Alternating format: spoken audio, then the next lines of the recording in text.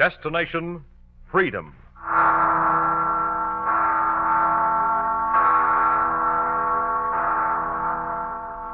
Listen, it's the Freedom Bell.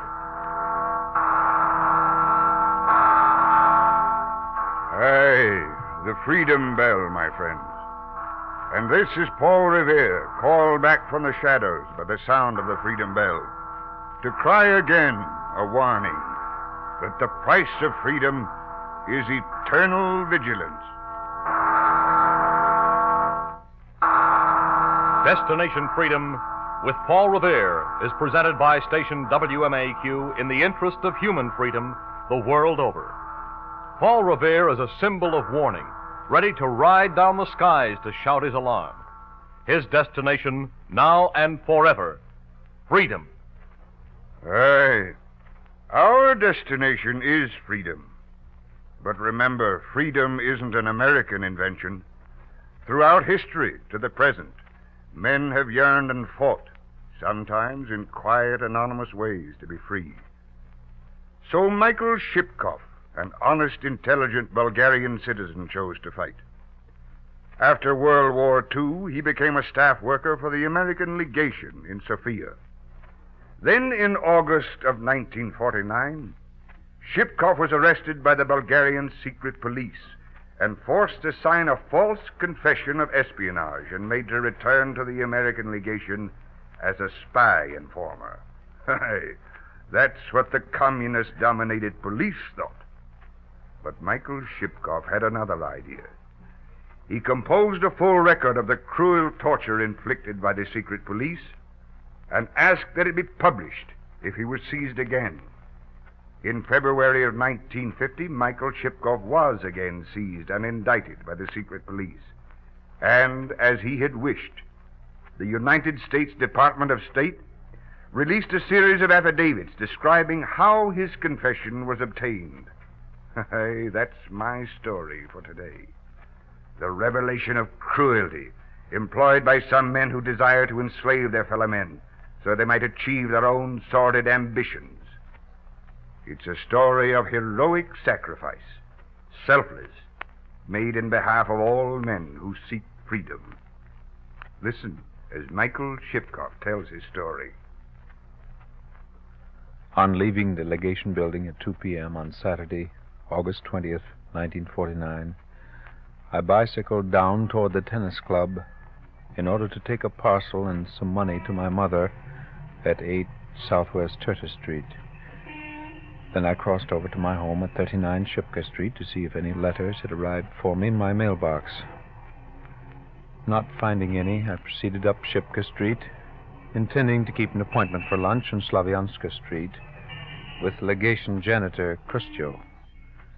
When I had reached the little park on Shipka Street... Please watch where you're going. You on that bicycle? Pull your bicycle over to the curb. I noticed then that the man who had crossed my path had no license on his cycle. This was an ominous sign.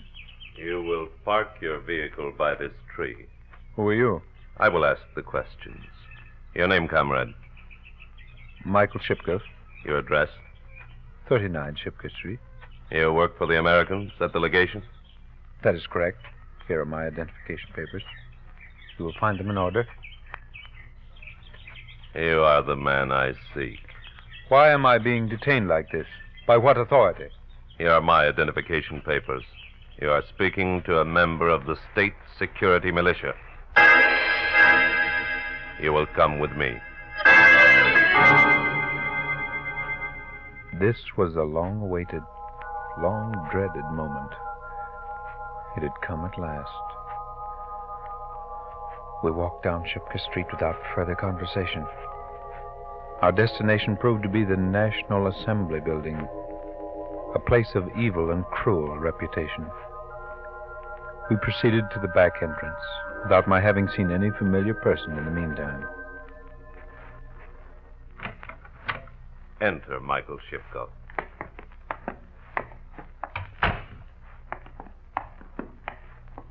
You will go into this first room to your right.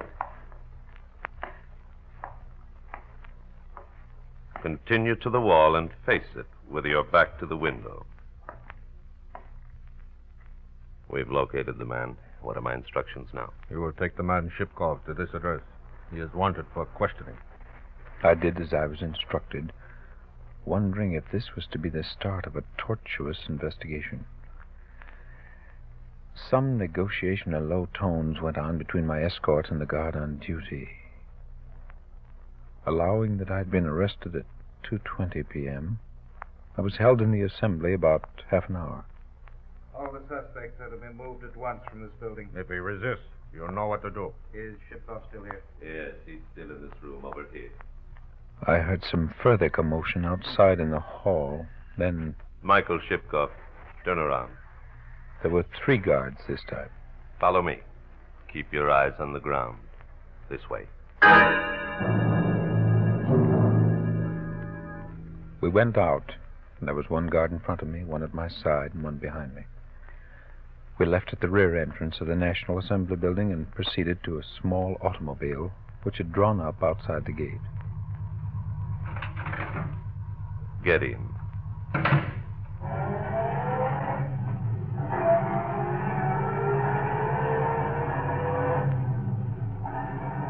Michael Shipkoff, place your hands in front of you. Rest them on the cushion on the front seat. Keep your eyes on the floor.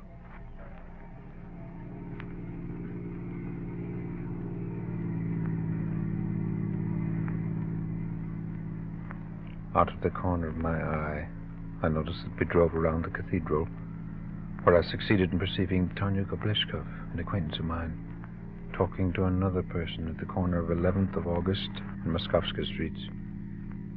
We then rapidly proceeded up Moskovska, down Rakovsky Street, turned left up the canal, and stopped at the front entrance of the militia headquarters on the main street to the station.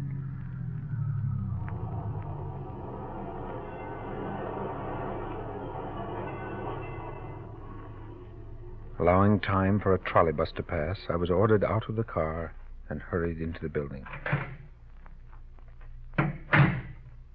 After having been kept another half hour, waiting in a nearby room on the ground floor, I was taken between 2 escorts up 2 flights of stairs into a small office.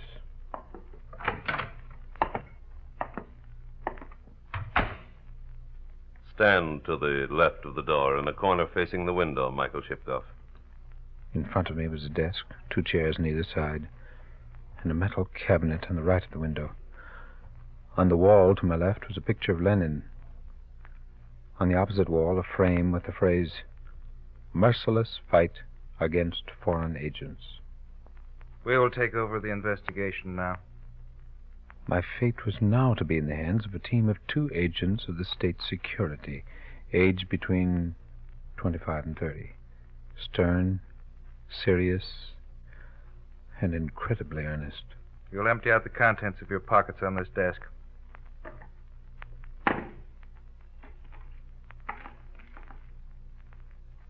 You may keep your watch. When he was taken, did he have any arms on his person? No, sir. Do you know where you have been brought, Michael Shipkoff? The reasons for your detention? I believe that I am in the building of the militia. The state security militia. Yes, sir. Do you know why you're here? I have been aware and have been expecting for many months that my employment at the American legation would end in trouble with you. You'll step forward to this desk and answer these questions contained in militia form number 10T. I believe you have 2 copies of Form Number 10T, which I filled out on 2 previous occasions when I was trying to get a passport. You will name 3 persons who will confirm that you are not affiliated to any political party. My wife, Rejected. my brother-in-law, George Petrovich, Dechko Uzanov of the Academy of Arts, and Alexander Yundov. Yundov is the communist painter. Your salary? 25,000 livres per month. I noticed that they were writing down my replies in a perfunctory manner, which confirmed my belief that this was to give time for the actual investigator to arrive. My state of mind at this stage I would like to explain. I was very hard tried to reconcile myself with what I had long considered inevitable, and to impress into my mind the necessary fortitude and resignation.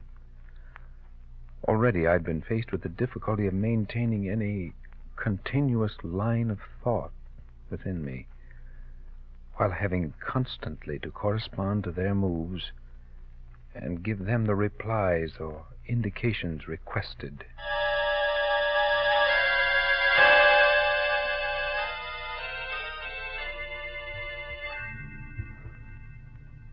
In about 30 minutes, another functionary arrived.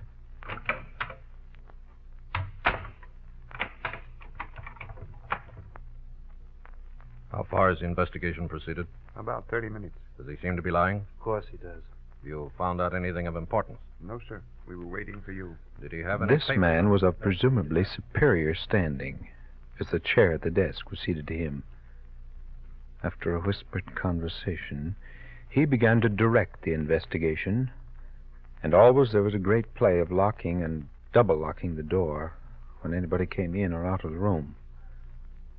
I was immediately faced with the accusation, with the statement that... Comrade Shipkov, you have been a spy, a traitor, and a saboteur of Bulgaria, your country. You are an enemy. You've been arrested on the express authorization of the chief prosecutor on the strength of undeniable proof.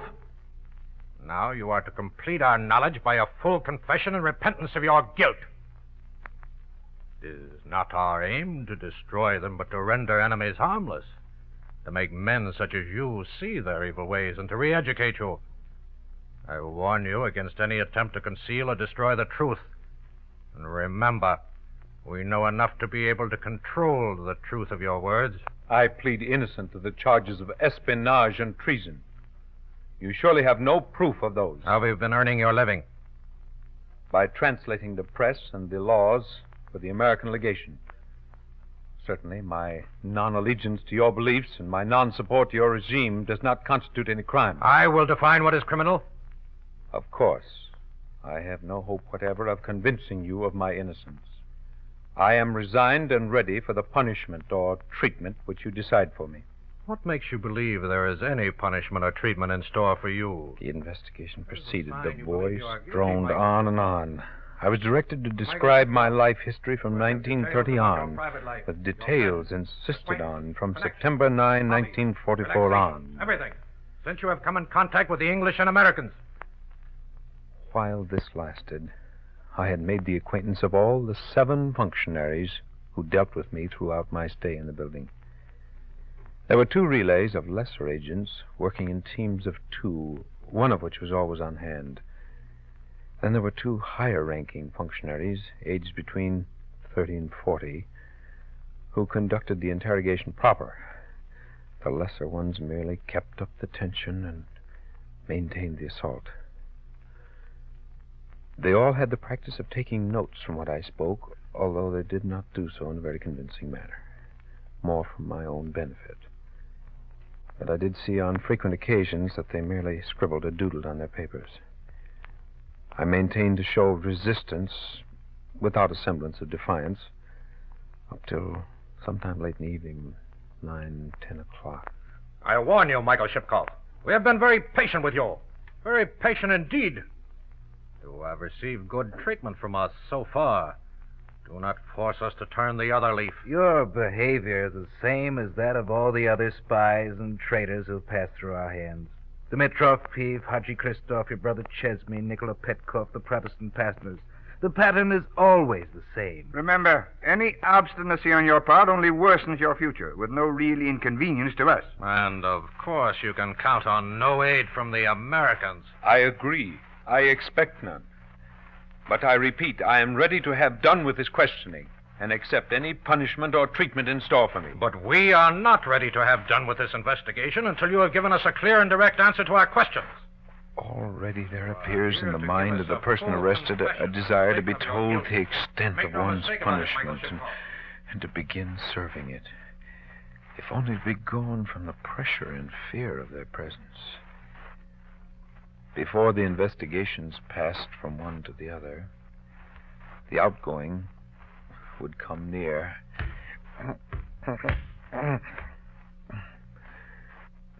Then slap me in the face.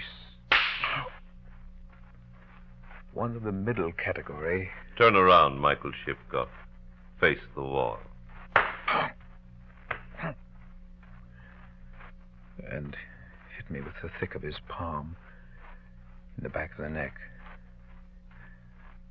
However, I recall that I was not particularly frightened, nor did I fear its recurrence.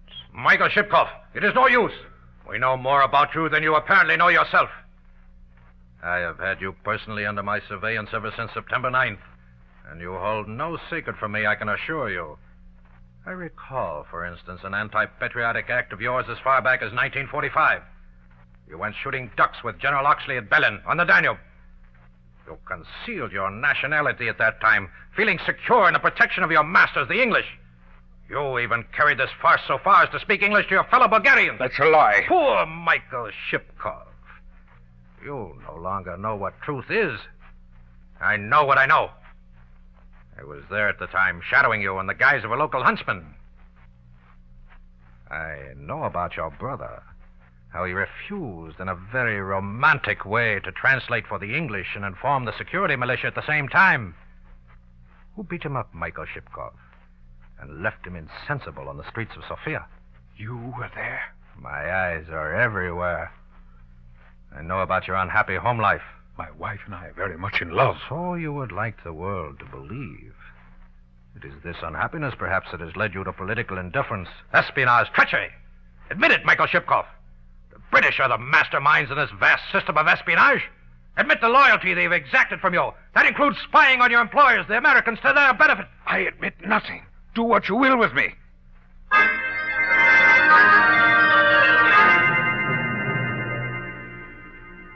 He lost his temper at the end and turned me back to my first investigators. Stand. Facing the wall at arm's length. Upright. You may touch the wall with 2 fingers of your outstretched hand.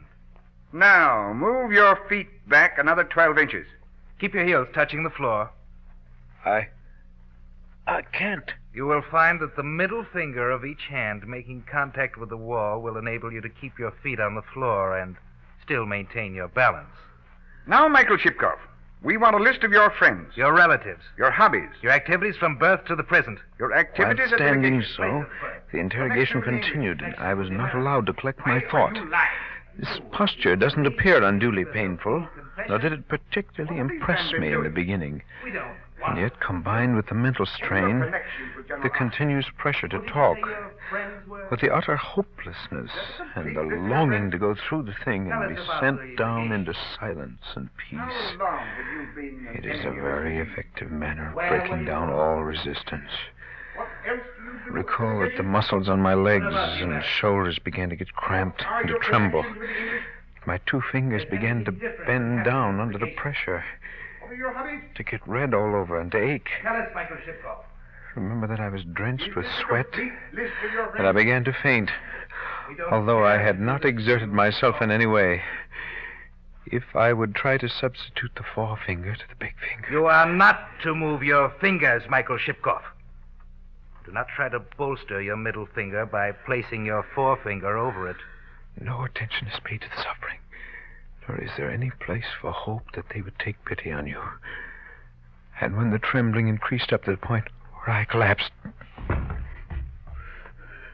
Sit up, Michael Shipkoff, where you are on the floor. I'm innocent. I'm innocent. I'm innocent. Then stand up and resume the same position against the wall. I'm willing and eager to tell you all you want. Anything. Stand up, Michael Shipkoff. Do as you're told. The main thing was to stop the pain, to stop needless, futile resistance, and to come near the moment when they would let me go in peace. And there's an enormous deception there, even more effective in the successive breakdowns of any remaining resistance. Sit down in the corner on that chair. Yes, you find walking difficult, do you not? You're uncertain. Here, we will help you. You can have a cigarette. One of our own. Have a light. Now then, you are a spy and a traitor. Tell us what tasks you were given to do. Who gave them to you? In what manner and with whose help did you achieve them? To whom and in what manner did you report? No generalities. No overall statements of guilt accepted. I soon realized the error I was in when I believed that by admitting any guilt, my torture would end. Hour after hour, throughout the night, throughout the day, without respite, the questioning went on. I searched for sentences which would please them, that would conform with the pattern I'd seen so often in the newspapers. And if I were to stop and plead fatigue or poor memory or ask to rest... Stand up against the wall again, Michael Shipkoff. I've told you all I know. I will do anything, sign anything, tell you anything. You are not answering specifically. We want details. Begin with your pre-war origin. You came from a well-to-do bourgeois family? Yes. You went to an American school? Yes. You were attracted by English prestige and power? Yes, sir. You became a class enemy when you met General Oxley, an agent of the British Intelligence Service? You were his chief agent? He's been seeking economic, political, and military data on Bulgaria. Yes, sir. You personally obliged him, did you not, and acquainted him with Haji Christoph, an expert in the rubber industry, with Palenkov and Ivan Mikhailov, experts in the timber industry, with Kirill Pashgurik, expert in ports, port installation and shipping? Yes. Do they supply him regularly with secret data? They do. How? I have frequently seen them making themselves at home in the general's house, and they often boast to him of his good graces. What work did he make you do? You realize in 1945 and 1946, Oxley had free contacts with all the Bulgarian leaders in politics and economy. You know that he preferred opposition leaders and big business leaders to me. We know your importance to General Oxley and the British, Michael Shipkoff. What else? What about the elections? Oxley told me to pro-agitate among my friends and relatives to support the slogan of the postponement of elections. What else do you do with Oxley? I can't remember. Did you send him a statement slandering the government and asking for foreign intervention? We have a document which bears your signature. Can you deny that? Out of the jumbled memories, some impressions stand out, very vivid. One, they are not over-interested in what you tell them. It would appear that the ultimate purpose of this treatment is to break you down completely and deprive you of any willpower or private thought or self-esteem, which they achieve remarkably quickly. Second, I rarely could perceive any personal hatred or enmity for me, contempt certainly, but sooner an academic, detached dealing with an annoying problem in order to achieve the goal, and a fanatic, rabid obsession of devotion to communism and hatred for Anglo-American resistance to them. All the newspaper talks are to them gospel truth, and in this respect they are to be taken as disciples and fervent followers of the dogma. Not much imagination, nor quick brains, nor much intellectual baggage, nor sensitivity, but enormous stores of character, undeviating loyalty to their creed, fanatic belief in their own cause, fanatic hatred and mistrust of anything else. No possible contact with them on any intermediary grounds. No fear of possible retribution, not within the ranks that I met. No conscience, unless that of their duty to their creed. Investigation over. Here, Michael Shipkoff, drink this. Here's a piece of bread. Here's a cigarette. Now, sit at this desk and sign this statement. You've not only saved yourself by this, but your wife and daughter as well. I wrote 6 lined papers, beginning with my unfortunate origin and education, my formation into a class enemy, then a description of my espionage, with stress on each individual task. At the end, a plain statement of the purpose I had been pursuing, the destruction of the regime through foreign intervention.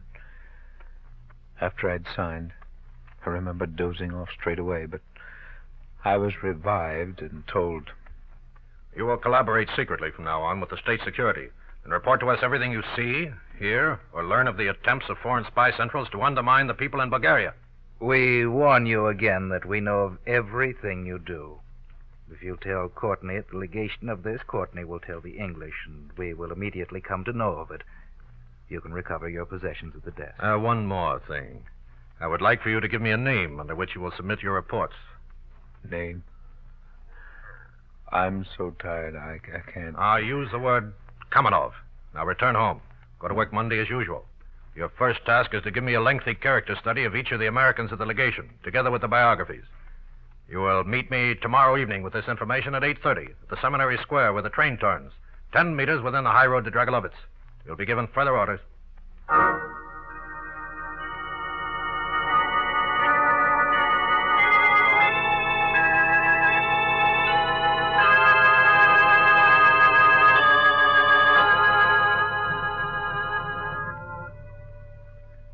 Clear memory did not return to me until the next Monday morning, August 22nd, when I returned to work. My most anxious thoughts then and thereafter were to cleanse myself of some of this depravity and baseness which I had accepted by giving the American legation a true statement of the whole affair and denying the militia the possibility to make any use of my statement. I also want to testify, fully aware of the consequences awaiting me at the hands of the communists, that in no manner, at no time, and under no pretext, have I been asked or instructed by the American legation or its officers, or by the British mission or its officers, to engage in any subversive, underhand espionage activity. I request that this statement here be made public and used to justify both the good name of the legation and my name, in case the militia attempt to make use of the confession they drew out of me. I signed this preceding deposition in full sincerity and honesty, certifying its truth and earnestness. Michael Shipcock. Aye, my stories are about freedom. And I've shaken loose the dust of time to ride the wind across the land telling my stories. Michael Shipkoff revealed the true nature of an enemy of freedom. How can you fight for freedom? Just remain true to your Christian ideals. Respect the dignity of all men, regardless of race, creed, or color. And join the active fight to spread and preserve freedom by using your vote and other privileges under law to help maintain a democratic government operating in the interests of the people. You must treasure freedom, live, fight, aye, and even die for it, if freedom is to survive. Listen to my stories. Heed my warning. Make your destination freedom.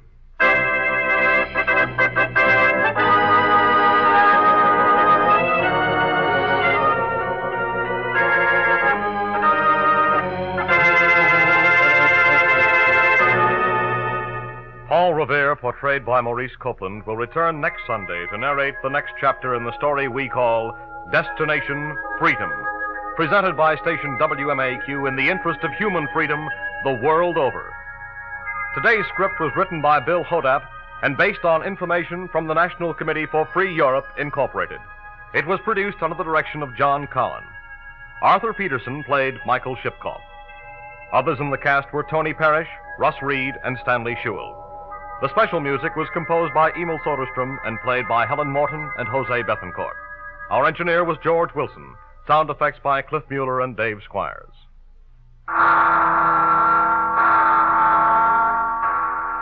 And now this is Charles Mountain reminding you, the sound of the Freedom Bell is your invitation to follow Paul Revere along the road to Destination Freedom. This is NBC, the national broadcasting company.